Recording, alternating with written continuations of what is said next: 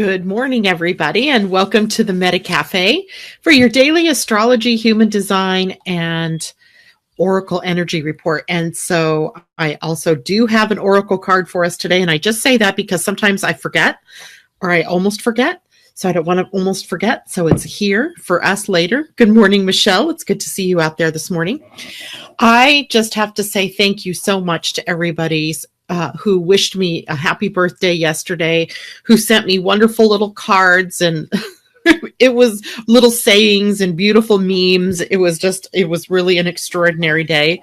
And I feel like I could hardly keep up yesterday with all the messages that were coming in. And my heart is full. Thank you to everyone.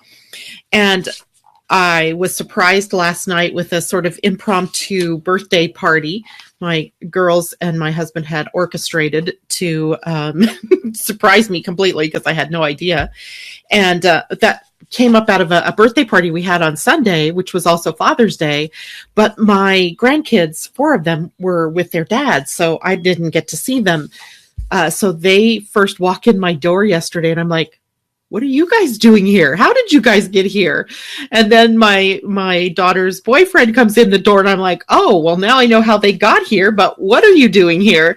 And then everybody else started arriving, and it was a great party. But I've got to tell you the best thing that happened. I mean, there were so many best things that happened. But last night after everybody left, I guess it was about 10:30, my husband and I are getting ready to go to bed. And he goes, did you see all these notes for you? And I went, what do you mean? And hidden around my room were these notes that were from my granddaughter, Amelia, who had said she wanted me to go on a, what did she call it? A scavenger hunt with her. And so we started, looking for these different things that she had put in the bedroom. And then dinner was ready. So we kind of got off the beaten track here.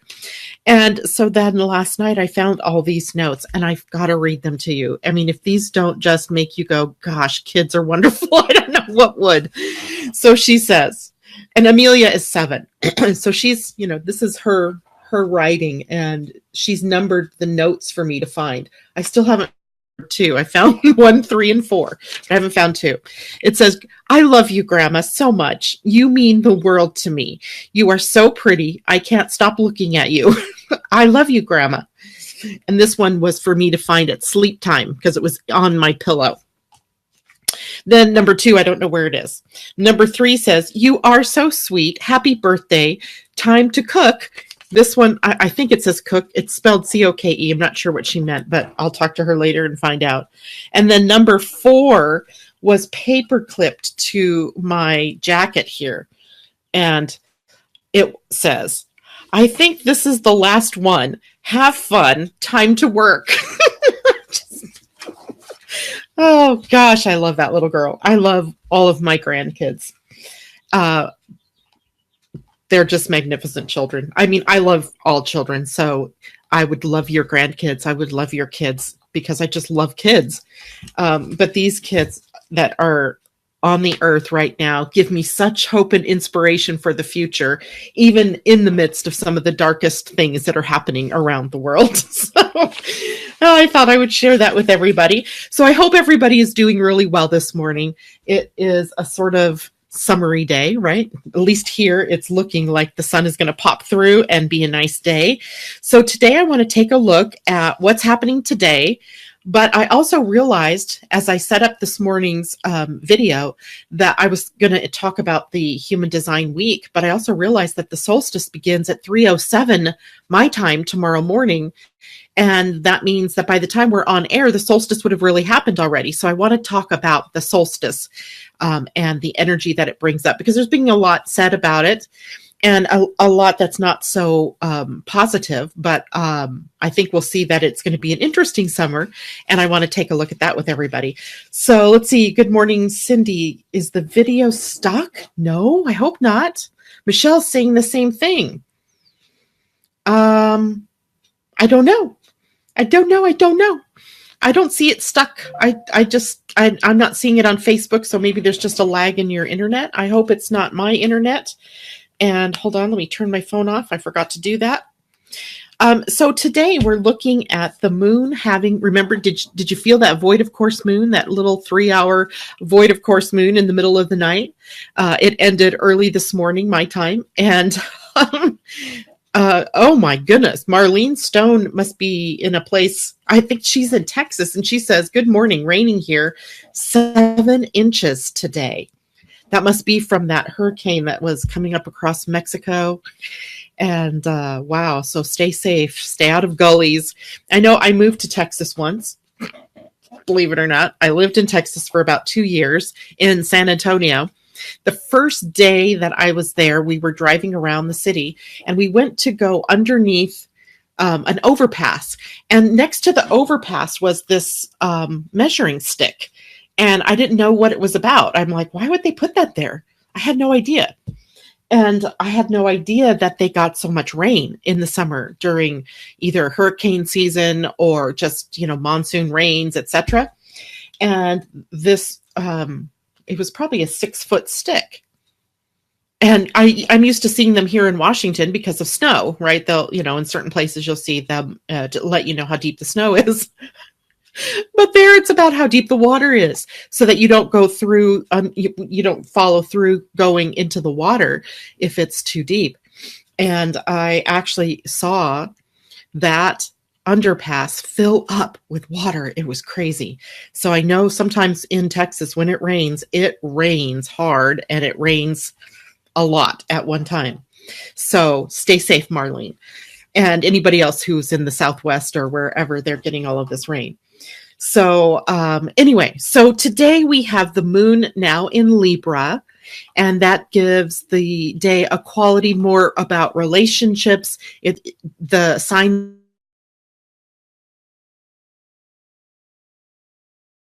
because some of the energies of the day are kind of interesting. Today, the moon is in an opposition right off the bat to the planet Chiron, or to the asteroid Chiron. That is over at 2 degrees, of Aries. So when the moon is opposing Chiron, the emotional qualities of our wounds can come up to the surface for us to deal with. And whether that means that you might have an emotional outbreak yourself, or you're dealing with other people's emotions, this could be a day when that wound becomes apparent in some way, shape, or form. Now, the moon moves fast, so it's not going to be here like all day. It might be something coming up this morning. Maybe it came up in your morning meditation for you to deal with. And the wound, of course, we're dealing with in Aries has a lot to do with independence, being able to stand on your own, being able to be the mistress or master of your own life, and being self-sufficient. All of those very Aries types of energies that we think of. The ability to take action. So we might find some people today emotional because the things that they wanted to do aren't able to be done, or they're, coming up against some resistance, maybe some roadblocks. But rest assured, this too shall pass. It's not something that is going to dog us all day, mostly here in the morning time. The moon is also trining Mars. Mars rules Aries, where Chiron is. So we have a little bit more meat, perhaps, to the wound today, a little bit more that we have to take care of in terms of our own emotional health and in our own emotional reactions. So watch out for that as well today.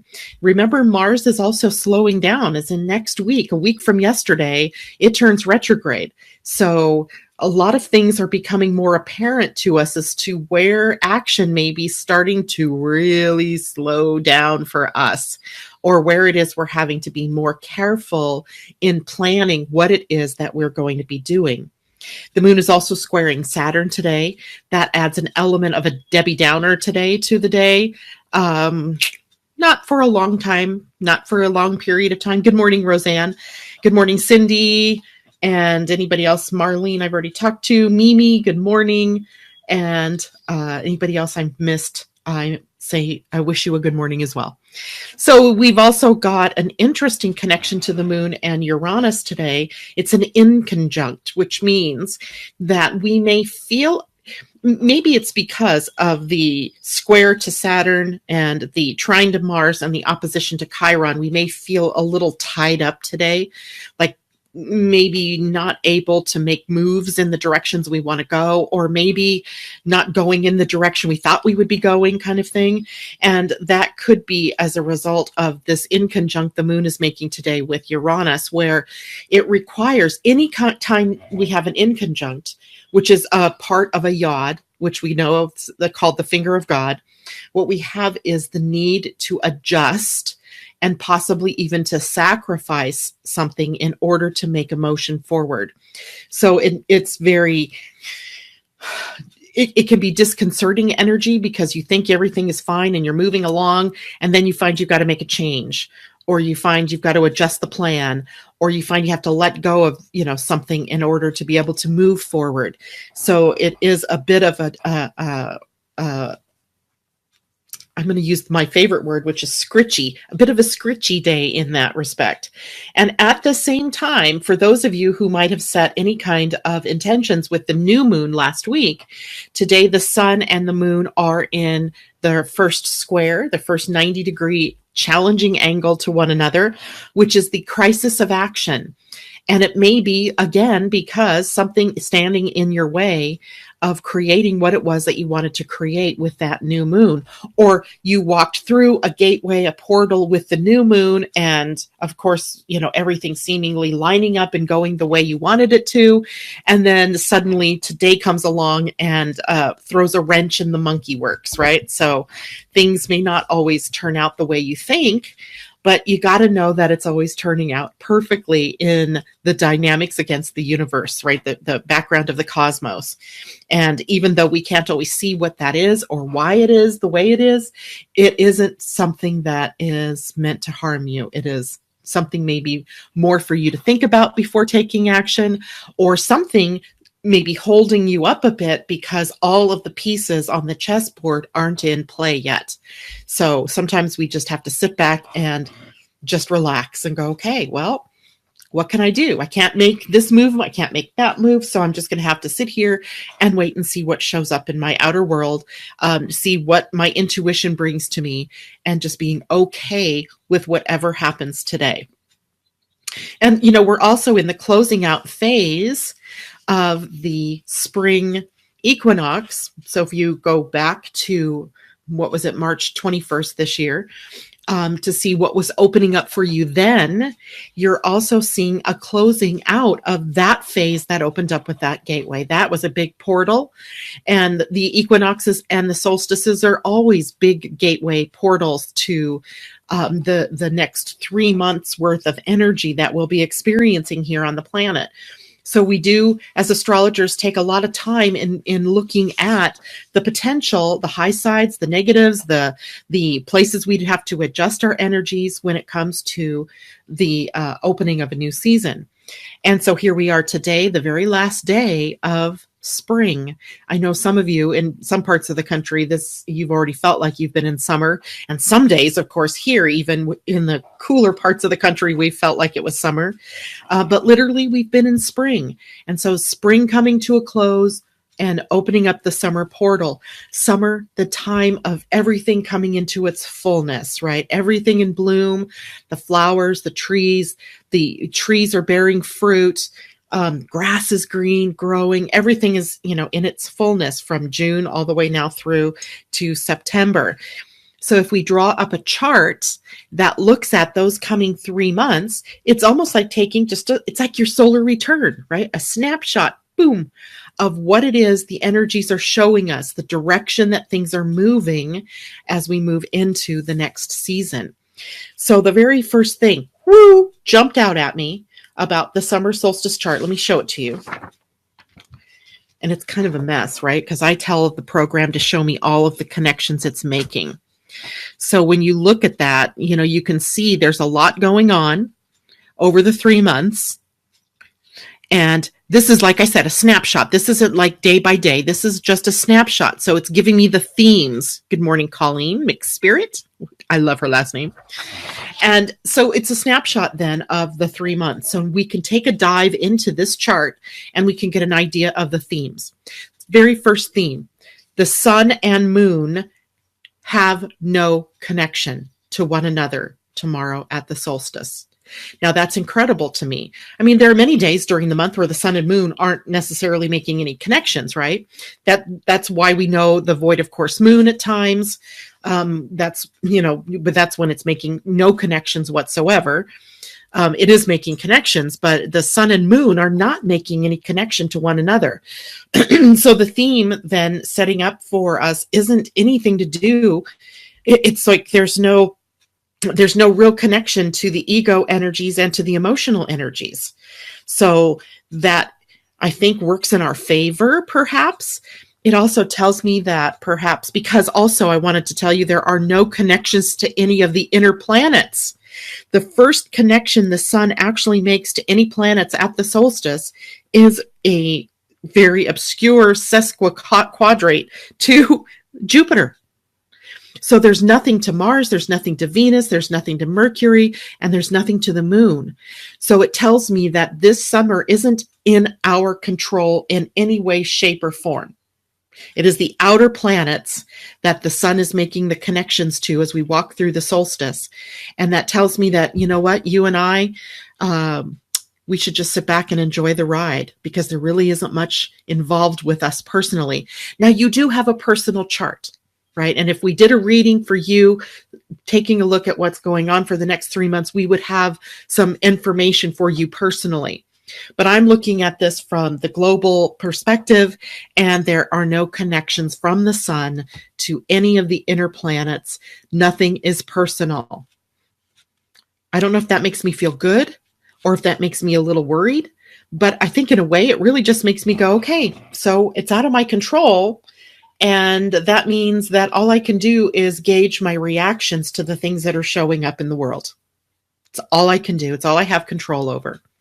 And then, of course, into my own personal life. I have control over how I react to the global world, to the global stage, and I can be in charge of my own self and how these energies are affecting me in my personal chart.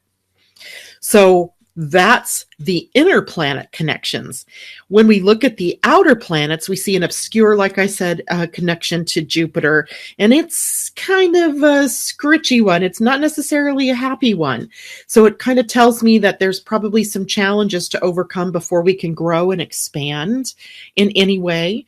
And in some cases, because it's obscure, we might have to dig deep to get to where is the growth here? What is the evolution for us here? And as a people, are we really willing and ready yet to do that? I know as an individual, I am. I do it all the time with my own stuff and my own life. But as a people, are we ready to dig deep? As Americans, are we ready to dig deep? As Earth citizens, are we ready to dig deep? So it'll be interesting to see how that plays out. There is also an opposition from the sun to Saturn, and it is an applying opposition. That means the sun is moving into Cancer at 0 degrees, and the planet Saturn is at 6 degrees of Capricorn, the opposite sign. So what we have is the sun applying pressure. The sun is moving closer to 6 degrees of Cancer, where it would be in an exact opposition to Saturn. And so this is interesting because Saturn is in retrograde motion. We are reaping karma. We are creating karma, right, at this moment in time. And these are transpersonal planets, Jupiter and Saturn, transpersonal planets. They're the bridge between our personal selves and the more generational or collective selves. So they're bridging this.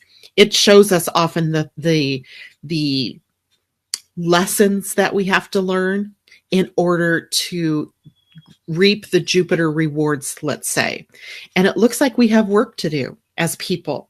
It looks like we are really having to take a look at the structures that we've built, the laws. I just keep that word is stuck in my head, laws, and how people have used that word as a reason why things are happening in the outer world. And in the end, laws are just a construct, right? They're a structure. And they're necessary. So don't get me wrong. I'm not saying throw out all the laws. We'd have anarchy, We're not quite evolved enough yet to be able to live in a world without laws. I get that. Someday, maybe not in my lifetime, but someday we will see that we are evolved enough to live without laws. So is that the lesson? Right? On one hand, we have a lot of laws and a lot of unnecessary laws. I think that they're protective, right? They're protective because we have people who will take advantage. Every time you turn around, someone out there will take advantage of the relaxed mortgage laws, the relaxed banking laws, right? And that's the fear we have, is that people will take advantage of the lower class, if you will, or of the less prosperous classes, and create disadvantages for them as opposed to creating more advantages for the wealthy. And that's a big dynamic in the background as well, right? Uranus is also engaged in this solstice. It's a sextile to the sun. That's usually a pretty interesting, fun, exciting, growth-oriented, innovative kind of time when the sun is in a sextile to Uranus. But remember, Uranus is in Taurus, and that's a fixed sign, and it rules our money and it rules our values. So I think what we are really seeing here in the solstice window is getting back to what are our values. I'm really heartened by watching what's going on in the outer world as far as the big thing on our world stage right now about what's happening with the children of immigrants and how that's been separated. We've talked about it for the last couple of days. So I don't really want to get into that too deeply, but it's really heartening to see people stepping up, right? People stepping up and saying, no, that isn't who we are. And so we have to realign ourselves with our values, and that's huge in this summer solstice. And we also are seeing the sun in a square to Chiron at the solstice gate. And that means we're being challenged to deal with a wound of self-sufficiency. And here's how I see this one. You know, we say a lot about in this country, and especially in this country, that it's the land of opportunity. Right? What makes America great is that there is equal opportunities for all. Is that true? Is that true? That's the question, right? Have we somehow, in our letting go of racism, presumably, in our healing the gender gaps and the gender wounds, have we just sent the wound underground? And now, instead of it being right in our faces, it's coming out in ways that are sort of subversive. And so is it time then for us to really look hard at those things, right? If we say this is the land of opportunity and all you have to do is reach out and grab it, and yet we have inner cities filled with people who have no opportunities, who need a hand up, but are only ever offered a hand out, then we have some issues that we have to work out. And how do we value that? Is that in alignment? If one of America's core values was that of freedom, then I would argue that freedom for some, but not freedom for all, is what we have. And a lot of that goes to the individual, right? People are working their lessons and people are working their own karma and things like that. But if we step back and we take a look at the bigger picture, we really haven't set up the world. We haven't set up the world where everyone has that equal opportunity. And in some ways, it's about the laws that we've put in place that, for example, at one point, some laws protected some races from, discrimination, right? When I was in school, when I was in high school, actually all of my elementary and high school years, we had anti-segregation laws. So I literally was bused from where I lived in Lakewood, California, to a school in North Long Beach because it was too black and they needed white people there. So there were laws to protect and to sort of intermingle the schools. And I'd say, those laws did something good. But then what happened is opportunities started being given to the more disadvantaged races, and then that left the Caucasians or the white people without those same opportunities, as if because of our skin color, we automatically got those things. But if you had brown skin or a different skin color, you were disadvantaged, so you got handouts. It just didn't make sense to me. It still doesn't make sense. Why can't it be equal for everyone? That's what we're aiming for. That's what our forefathers were aiming for. That's what we are now. It is what we are staring at right in the face right now, right? Is this really a world? Is this really an economy? Is this really a country based on equality? Is it really a country based on freedom? And if those are core values that we have as people, as citizens of this country, then part of the lessons that we're going to learn are going to be about these values. So we may see more issues that pop up where people are being downtrodden or people are being taken advantage of. We may see more about the rich getting richer and the poor getting poorer, or the middle class dropping down in their ability to succeed, etc. And again, nothing personal. This is all bigger concepts, bigger things going on. Mimi asks, position of Eris. Well, Eris is still in Aries. She's at 24 Aries. So she is, much slower moving than even Uranus. And, they did their awakening. They woke us up. They created the Arab Spring. They created the Occupy movement. They created a lot of havoc when they conjoined in Aries over the late 2015, 2016, and early 2017 windows. She's still holding space there. So she's still dangling out that disruption in the world that shows us where we are not in alignment with those things that we value. She will still keep that awakening going on. She will keep that disruption going on until we actually look it square in the face and we do something about it.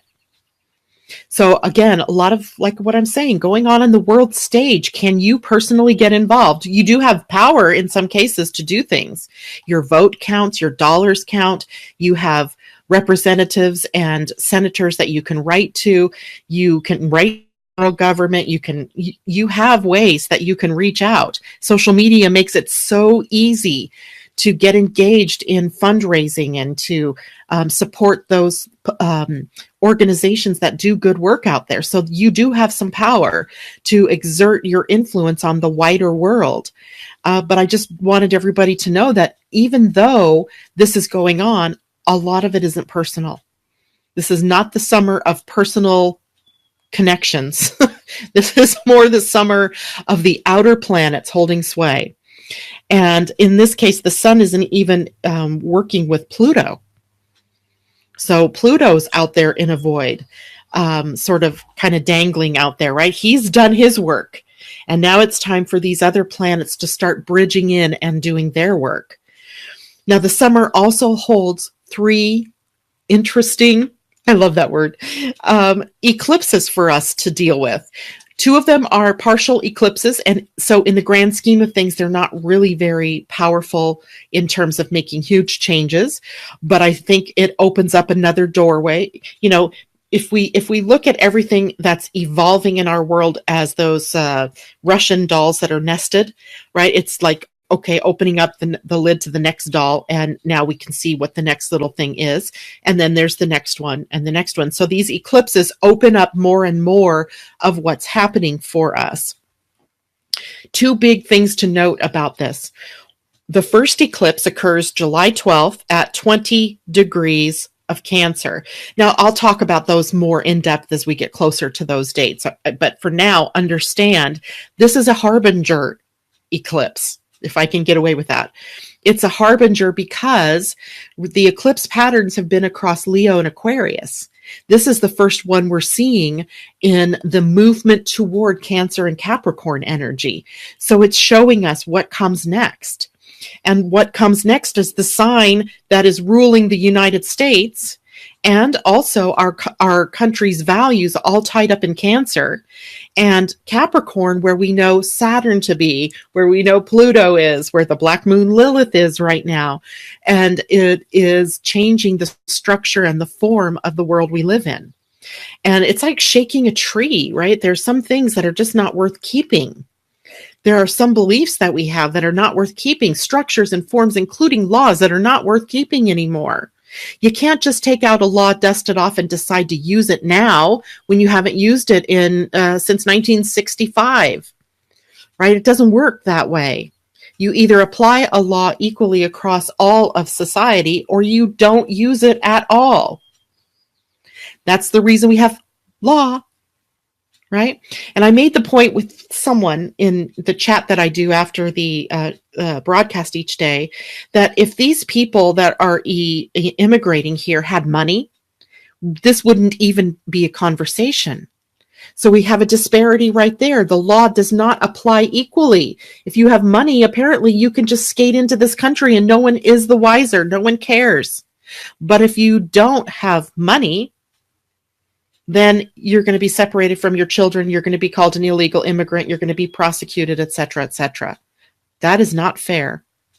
That is not using the law the way the law was meant to be used.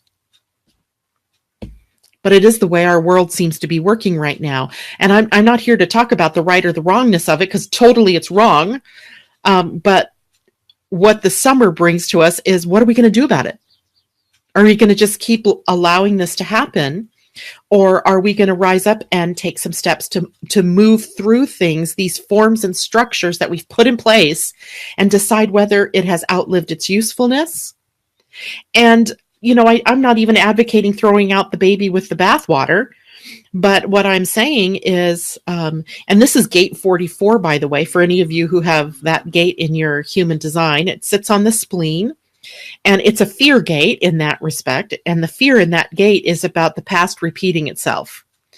And so I think on some levels, we have these things where we don't want to make change because we're afraid that if we relax something like a law or a ruling or something, that the past is going to repeat itself and that it's going to be bad. But that's what history is useful for, right? So we can look back now at Nazi Germany and all of the things that were leading up to Auschwitz and all of the authoritarian type things, the race, in their case, it was the Jews against the whites, or I don't even know how to portray that exactly. But, there was this separation going on. And then all it took is one person, a dictator, that could come to the forefront, and a narcissistic individual who could bring together these people in a way, who could cloud the issue, who could manipulate the media and the sentiments of the people and make them do things and believe things that they never, ever would have in a million years thought that could be true for them. There's too many similarities to that time going on in our world right now. And it scares me. So what do we do about that? Well, essentially then what we do is we take the best of the past and we bring it to the current day, and we look at the innovation that we have, the things that we can see from the future, the technologies we have, the way the new world is working out, and we bring them together and we make a bridge. We build a whole new structure and form that supports everyone in the way the world is now, right? We take the best of the past and we marry it to the hopes of the future, and we make a very brilliant now. That's gate 44 for those of you who have that gate in your human design. Even if you don't have that gate defined, you have it. So a part of our human experience is always looking to the past and looking to the future and marrying them in a way that is current, that is prosperous for all in the moment. And in that, then, we've also got times like now where we've got to look at these ancient things that we've got set up, these old rules. Everything's been changing. The world is always changing. But where are we still stuck in in values that no longer serve us. And that's what's up this summer, right? And that's what's coming up for us as the nodes, the north node and the south node, which are the pieces of the chart that tell us where the eclipses are going to happen, as they begin to tick further and closer to Cancer, Capricorn, out of Leo and Aquarius. So we're getting that first hint on July 12th with the first set of eclipses across Cancer and Capricorn. By the way, that's a new moon. It's a solar eclipse. And so something new. Be watchful. What's going on around you? What's going on in our world? And, looking through, the lens of what's new, what's innovative, what's possible, right? What's potential out there. The next two eclipses during the summer occur August 11th, or excuse me, July 27th and August 11th. These are lunar, back up. July 27th is a lunar eclipse. It'll be at 4 Aquarius. So we've gone back now to the position where we're back in Leo and Aquarius. And that puts it pretty much right in there with the Mars retrograde. So Mars retrograding across, 28, 29 Capricorn to 9 degrees Aquarius. And so we're looking at an eclipse right in the same area that Mars is tearing up the ground. Right? Mars is already working us in this area. Aquarius is the sign that we think of as genius, of innovation, of potential for freedom, and for wanting to be free and be free to express and be who we really are, to really let our national identity come up and really live from that identity, the real identity. Will the real America please step up? Right? So that eclipse happens on July 27th at 4 Aquarius. And then on August 11th, we have another eclipse at 18 degrees of Leo. That's very near to last summer's total eclipse. And what we'll see here then is another layer of claiming our identity, claiming our heart. Right? Claiming our heart. That's what these eclipses across Aquarius and Leo have been about supporting both the groups and the individual, and about being innovative and looking to the future, and also claiming our good, claiming, from here, where everyone is prosperous. And interesting because Venus will be at that end, or Venus is now sitting towards that end of the spectrum. And so when I look at the filters of those, of the chart for the solstice, how I look at the filters, and here's where I do that, right? I look over here and I count up the number of planets in fire, air, earth, and water, and the number that are in cardinal, fixed, and mutable signs. This little grid, really helpful in getting that for me. And so then what I see is there are 6 planets in air, 6 planets in earth. They're the prominent ones. 9 planets in cardinal and 9 in fixed. And these count all the points. I'm counting all the points, not just the planets, but the sun and the moon, the nodes, and the ascendant, the descendant, the midheaven, excuse me. And what we see then is Libra, which is cardinal air, and Taurus, which is fixed earth. Those are the 2 prominent energies as we walk into the solstice. So that gives us a Libra Taurus kind of filter that we're looking at things through. Both of those signs are ruled by Venus. She has a lot of power in this solstice. And so let's take a look at some of the things that Venus rules. Love. We spent a lot of time yesterday talking about love. The solstice gates in human design are always at the gates of love. Always. We talked about the gates of love in this particular solstice being the love of humanity and the love of self. There's peace and harmony also coming up through the planet Venus. Balance. She takes on a sort of balancing act when she's in the sign of Libra. She brings us to our values. Values. What do we value? What are our values? And how can, it's pretty clear we're all individuals. it's pretty clear that we are a world made up of different nations, different religions, different cultures. But if we think about it, we have some very common core values. How do we find the common values that serve us all as humans, that serve us as humanity, as earthlings, instead of the ones that break us apart? And then how do we honor those things that make us different? Because those, I don't want to say that we should all be the same, because we're not. We can't just value the things that we love about one another. We also have to value the things that make us different. That's what makes this world or this country a tapestry. If you take one piece out of the tapestry, it's no longer a whole picture or a whole art, right? It's like missing something. So looking at values, the summer of values, right? I told you at the beginning of the year, this whole year was about values. It was huge, and it's focused here in the summer, in the solstice gateway. We've also got to look at money, because both Venus and Taurus, all about money. Not just money, like us exchanging money, but the financial systems, the economy. And do we see the rise of more cryptocurrencies or other alternative economies, money systems, alternative money? Do we see a crash in the economy? Possibly. It appears that something like that may be coming. I'm not sure it happens in the summertime. My guess would be it would be more like in the fall. But, maybe we see the signs of things to come during this particular time period.